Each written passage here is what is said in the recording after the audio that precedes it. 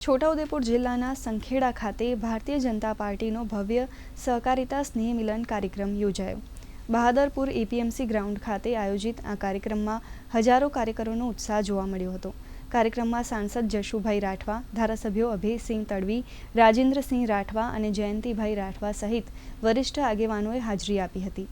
આ સ્નેહ મિલન ખેડૂતો અને સહકારી સંસ્થાઓ સાથે જોડાયેલા કાર્યકરોને મજબૂત કરવાના હેતુથી યોજાયો હતો. આગેવાનોએ પ્રધાનમંત્રી નરેન્દ્ર મોદીની નીતિઓ અને રાજ્ય સરકારની સહકારી ક્ષેત્રની કામગીરીની ચર્ચા કરી હતી.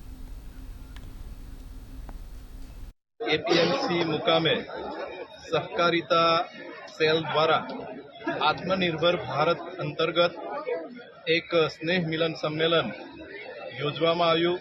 ખૂબ મોટી સંખ્યામાં અહીંયાના ખેડૂત આગેવાનો, ભાઈઓ બહેનો સૌ ઉપસ્થિત રહી સાથે મળી ભારતને 2047 સુધીમાં નરેન્દ્ર મોદી સાહેબનું જે લક્ષ્ય છે તે ભારતને વિકસિત ભારત, આત્મનિર્ભર ભારત બનાવવાનું લક્ષ્યને પરિપૂર્ણ કરવા માટે સૌ પ્રતિજ્ઞા લીધી છે અને પ્રતિબદ્ધ થયા છે.